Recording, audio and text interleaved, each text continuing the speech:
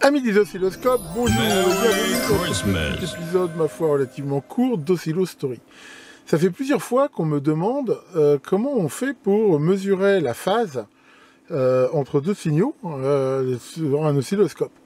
Et alors, je rappelle, cette notion de phase, j'avais déjà fait une vidéo dessus, je vous la mets ici en lien. N'hésitez pas à aller la regarder si vous voulez en savoir plus.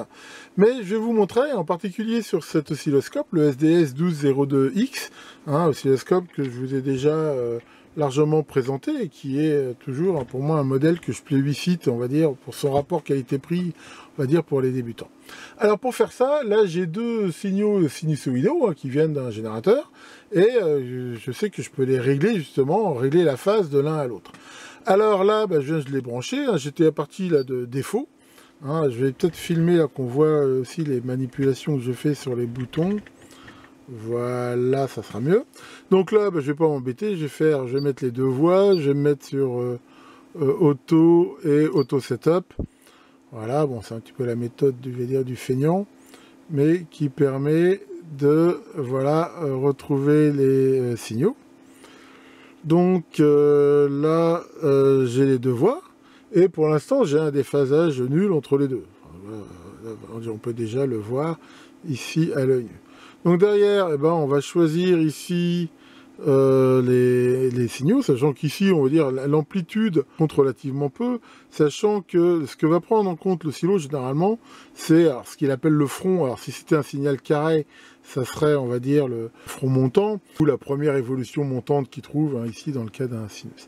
Alors, la première chose qu'on peut faire, éventuellement, pour limiter aussi les erreurs de mesure, et en fonction de la fréquence dans ce qu'on peut voir, on a toujours intérêt à limiter la bande passante. Surtout qu'ici, à la limite, ce qui m'intéresse, c'est que la phase. Et là, par exemple, mes signaux font 1 kHz. Donc, j'ai tout intérêt, là, déjà, sur les deux voies, à limiter la bande passante à 20 mégas. Ça ne change absolument rien, mais ça va enlever du bruit, ça améliorera la stabilité des mesures. Alors ensuite, pour faire ce genre de mesure, on va généralement dans le menu mesure. Là, c'est ici. Et dans les types de mesures, on peut voir qu'il offre un certain nombre de types de mesures, mais qu'on a ici la possibilité, là, on voit de faire channel delay. Alors là, on peut voir que si on enlève cette possibilité ici, là, toutes ces mesures-là sont grisées.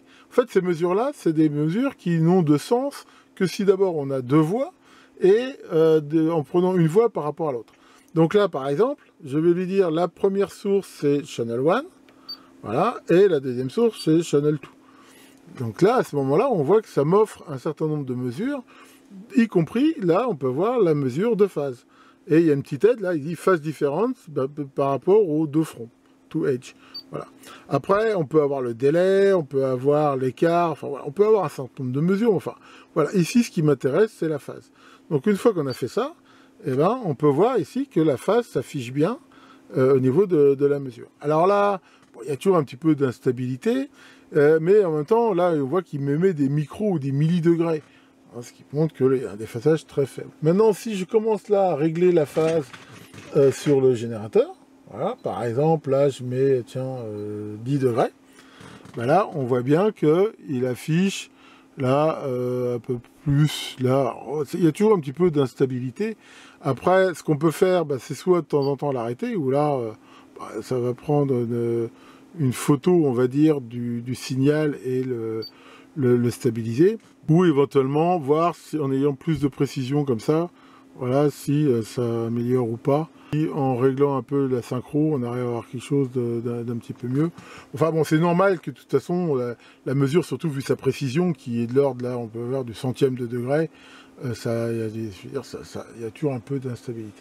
Donc là, par exemple, si je continue à déphaser, là, par exemple, on va se mettre, une valeur typique de 90 degrés.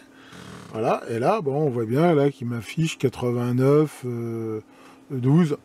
Alors après, voilà, il faut pas oublier que les oscilloscopes sont des appareils de mesure, je veux dire, qui ne sont pas forcément d'une super précision. Donc, alors je sais pas, honnêtement, j'ai pas regardé le datasheet pour voir la spec, voir s'il est dedans, mais enfin voilà, il me fait une erreur, il est à 89, pour 90 affiché du générateur. Voilà, c'est peut-être pas, surtout qu'il a pas eu le temps de chauffer. Enfin, je veux dire, entre l'erreur du gêné et l'erreur du scope, c'est quelque chose de tout à fait normal. Donc voilà, c'est comme ça que généralement on peut mesurer la phase. Sur d'autres modèles que celui-ci, la façon de faire peut être relativement différente. Enfin, généralement, c'est quand même comme ça, sachant que si on a un modèle qui a plus de voies, eh ben, on peut choisir, là vous avez vu qu'on pouvait choisir entre Channel 1 et Channel 2, en fait elle laisse pas vraiment beaucoup de choix, mais sur un modèle à 4 voies par exemple, on pourrait dire entre Channel 2 et 3 et ainsi de suite. C'est relativement indépendant de la forme du signal. Voilà, là on peut voir qu'il continue à m'afficher une phase correcte, alors que les signaux ont des formes différentes. Encore une fois, ce qu'il regarde lui, c'est qu'il essaye de déterminer, on va dire, le début du signal. Après, bien sûr, ça n'a de sens que si les deux signaux sont de même fréquence. Là, comme on peut le voir, et ce que j'avais expliqué dans la phase, c'est que si je décale là, la mesure, elle devient n'importe quoi. Mais enfin, d'un autre côté, vouloir mesurer la phase sur des signaux qui ne sont pas de même fréquence, ça n'a pas tellement de sens. Ça peut bien sûr être très intéressant pour voir, est-ce que voilà, tel ampli ajoute un déphasage. Je rappelle que les filtres, souvent, selon la fréquence où ils travaillent, appliquent un déphasage. Et ça peut bien sûr être très intéressant de mesurer ça. Allez, voilà pour cette petite vidéo juste avant le réveillon. Hein, mais voilà, je veux dire, j'ai pu sortir de mon travail un peu plus tôt. Et je me suis dit, tiens, là, j'ai un petit peu de temps avant d'attaquer justement la cuisine. Et je me suis dit, tiens, voilà, comme c'est une question là qu'on m'a encore posée il n'y a pas longtemps.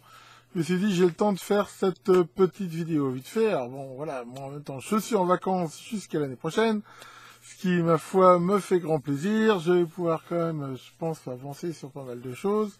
Et aussi me reposer de cette année, ma foi, assez riche en événements et pas toujours heureux. Et toi, qu'est-ce que tu dis, Maurice? Toi, tu dis que ça sera encore pire l'année prochaine, t'en as la preuve? Non, mais ça va pas, pourquoi tu dis ça? Parce que c'est les Mayas qui l'avaient prédit. Non, les Mayas étaient prévus la fin du monde en 2012.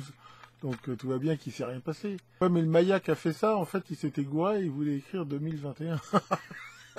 N'importe quoi. Non, faut être optimiste. Moi, j'espère que ça va plutôt aller en s'améliorant. C'est comme ça qu'il faut voir les choses. Je vous souhaite à tous un excellent réveillon, même s'il se fait dans des conditions un petit peu spéciales.